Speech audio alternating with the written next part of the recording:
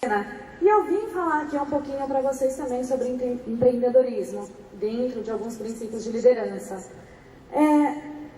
Mas pensando um pouco em como falar isso para vocês, eu queria trazer um tema para vocês, que é não seja coadjuvante. E esse tema tem me inspirado bastante na minha vida e eu quero mostrar isso para vocês. Porque para não ser coadjuvante, você precisa ter uma coisa muito importante. Você precisa ter energia. E energia focada para fazer acontecer. Para você ganhar o seu papel principal na sua vida. Então, é isso que eu quero falar com vocês hoje. Sobre... Eu tenho problemas aqui. Consegui. Sobre focar a energia. Bom, para falar desse assunto e contar como esse tema ele tem me inspirado, eu trouxe para vocês uma coisa que eu sinto uma coisa muito importante que pode mudar a vida de vocês. É sobre o meu regime. É verdade, é sobre o meu regime. Bom, há muitos anos atrás, mais ou menos uns 17 anos, eu tinha decidido que eu gostaria muito que as pessoas se aproximassem de mim, não pela minha aparência, mas sim por quem eu era. Mas de verdade, lá no fundo, eu entendi que eu tinha medo das pessoas. Eu tinha medo de estar aqui na frente, aqui no palco. Eu tinha medo de me sobressair. Eu tinha medo daquilo que as pessoas pensavam de mim. Eu tinha medo de incomodar as pessoas. E o que aconteceu?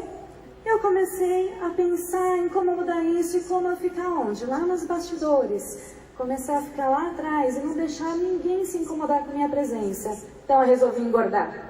Olha que meta legal! Uma meta bacana, que não agregava valor nenhum. Uma meta que não ajudava ninguém, nem a mim mesma. Só que eu estava tão empenhada em fazer essa meta acontecer, que eu de verdade levei quase 10 anos para chegar aos quase 80 quilos. Imagina isso, graças a Deus eu não estava tão empenhada, né? A minha energia não estava focada tanto nessa meta. Mas, com o descuido que eu tive comigo mesma, lógico que uma hora eu ia chegar lá, né? Durante todos esses anos, né, eu fui entendendo, eu fui aprendendo a me observar e entender um pouco desse medo que eu tinha. E aí tomei realmente a consciência de que eu estava sendo coadjuvante na minha própria vida. E que eu não estava tomando as rédeas do filme da minha vida. E eu comecei a estudar, eu comecei a conversar com as pessoas, eu comecei a crescer profissionalmente. Lógico que depois de um tempo, né, quando eu começava a ir bem no trabalho, opa, ó o meu pé no freio. Eu saía de novo e começava a ter resultados ruins. Mas durante esses estudos, e eu sempre gostei de estudar, eu comecei a ler sobre grandes pensadores, eu comecei a ler sobre personalidades e sobre empreendedores. E alguns deles me chamaram a atenção e eu quero contar de um deles para vocês. Esse daqui é o José Hermínio de Moraes. Alguém já ouviu falar dele? Ele é o fundador do Grupo Votorantim, né? Bom, José Hermínio de Moraes nasceu lá em 1900, ele estudou fora do Brasil, ele cursou engenharia na escola de Minas, lá do Colorado. Na época era bem diferente fazer isso, né? Estudar fora do Brasil, nossa. Ele voltou para o Brasil e ele foi trabalhar numa indústria têxtil. Uma fábrica chamada Sociedade Anônima de Votorantim, que ficava lá no interior de São Paulo, né? Em Votorantim. Depois que ele começou a trabalhar lá, ele se casou com a filha do dono. Comprou ações da empresa e alguns anos depois ele assumiu o comando da empresa. Bom, aqui vale colocar um parênteses, gente. A gente acha assim, ok, ele casou com a filha do dono, né? E aí assumiu a empresa. A empresa, ela estava quase falida quando ele fez isso. O que ele fez depois que ele assumiu? Ele sonhou. Ele pegou a empresa e ele transformou hoje no que a gente conhece, que é o Grupo Votorantim. Que hoje tem empresas que vai desde o mercado têxtil, a siderurgia, indústria química, petroquímica, cimento, papel e celulose e metais não ferrosos. É muita coisa, né? Muita coisa que ele conseguiu construir. Porque lá atrás ele teve um sonho. ele teve um sonho de crescer com o Brasil. Esse sempre foi o sonho dele. Ele queria ajudar no desenvolvimento do Brasil. Só que para fazer isso, ele tinha que estabelecer uma meta e colocar energia total para fazer acontecer. Uma coisa que me chamou a atenção dele é que, quando ele estava fazendo 70 anos, ele escreveu uma carta. Na época, ele era senador do Brasil e escreveu uma carta que vocês podem encontrar na internet, no memorial do Grupo Votorantim, inclusive, é muito bacana, leiam. Essa carta, ela fala sobre novos direcionamentos. E essa carta foi escrita em 1969. E ele dava direcionamentos para os filhos deles. O que eles precisariam fazer, o que era para ser planejado, qual é o direcionamento que a empresa precisava e como que eles deveriam fazer acontecer. Ele teve uma visão de futuro muito grande. Lá em 69, ele analisou o cenário e dizia na carta aonde eles podiam crescer. Eles podiam crescer mais em alumínio, zinco, níquel. Eles podiam crescer mais em cimento e em papel e celulose. Além de tudo que eles já tinham construído.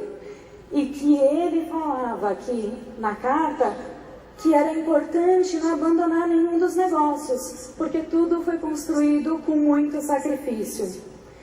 Bom, pensando de novo e olhando para a carta, eu lembro que na carta também estava escrito que nenhum negócio podia faturar 50% do que representava o faturamento do grupo, porque ele acreditava em diversificação dos negócios, e ele não queria ficar preso a um único produto, e que todas as empresas tinham que crescer em conjunto, porque o universo é o Grupo Votorantim, não era uma empresa, não era uma região, é todo mundo junto. Então ele também pedia para os filhos deles se envolverem e botar energia em todos os negócios. A última parte da carta é uma parte muito bonita.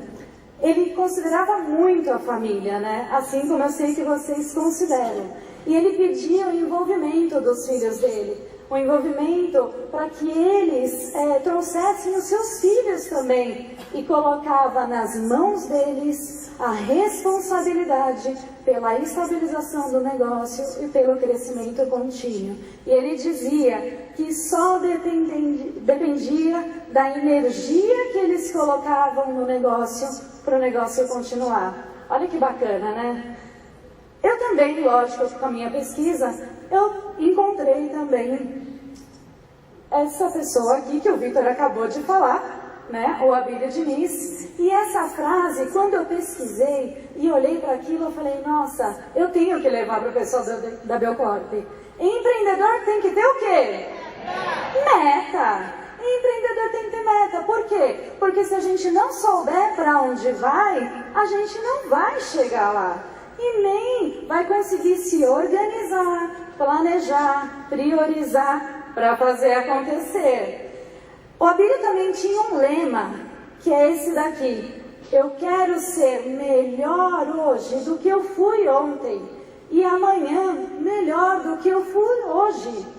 E uma vez ele foi questionado por que ele tinha esse lema, e se não era obsessivo demais. Sabe o que ele respondeu? Ele disse, isso é uma meta de crescimento. E quando eu olho para isso, eu só consigo seguir em frente. Olha que coisa bacana de se aprender, né? Nós, todos empreendedores. Bom, depois que eu comecei a pesquisar, depois que eu comecei a olhar tudo isso, claro, quanto mais a gente estuda, mais a gente aprende e a gente se modifica, né? Então foi o que aconteceu comigo. Eu olhei para a minha vida e falei, poxa, estou perdendo as rédeas, né? Olha quanta coisa a vida está dando de oportunidade para mim. E eu estou deixando passar, porque eu estou com medo. Então eu comecei a mudar os meus comportamentos. E aí a vida me lançou um novo desafio. Ela me lançou um desafio que foi quando eu conheci uma pessoa alguns anos atrás, mais ou menos há 4 anos atrás. E eu comecei a namorar, a gente começou a se gostar, e foi indo aquele namoro.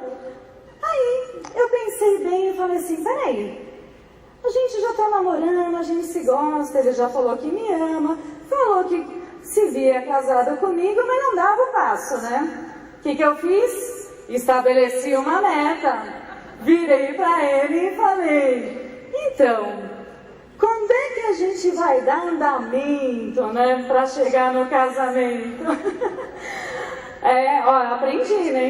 E eu tava focada, eu tava decidida.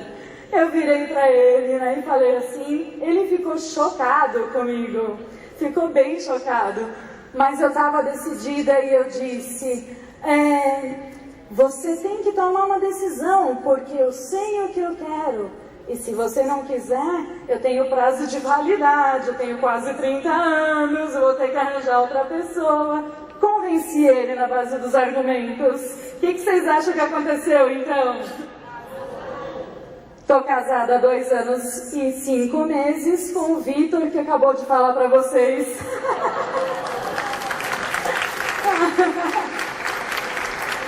Estabeleça uma meta. Gente, estabeleceu uma meta, foi atrás. Você consegue ganhar agilidade se a meta for de valor, se ela for boa para todo mundo. E seja sempre firme nas suas ações e decisões. Eu trouxe aqui um vídeo que eu quero mostrar para vocês desse ator, que eu aprendi muito com ele. Já vi, né? Algumas pessoas já conhecem. Will Smith, ele fez A Procura da Felicidade, Eu Sou a Lenda, Mig, e ele ensinou muita coisa para mim, e eu quero compartilhar com vocês.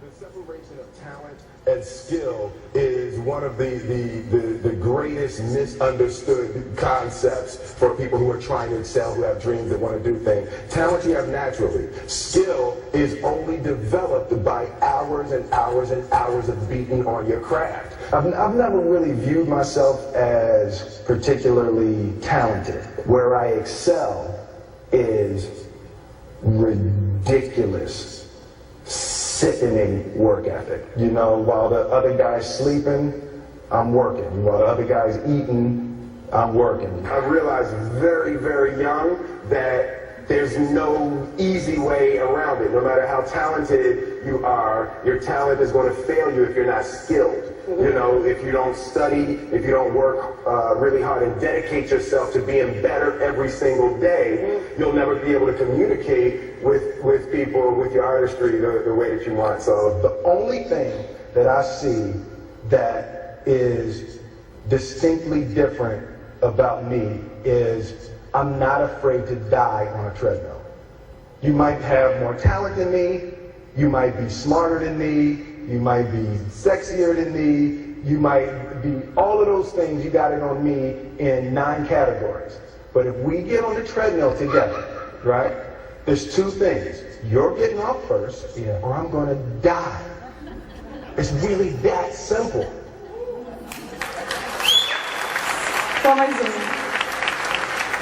I realize that to have the level of success that I want to have, it's difficult to spread it out and do multiple things. It takes such a desperate, obsessive focus. You really got to focus with all of your fiber and all of your heart and all of your creativity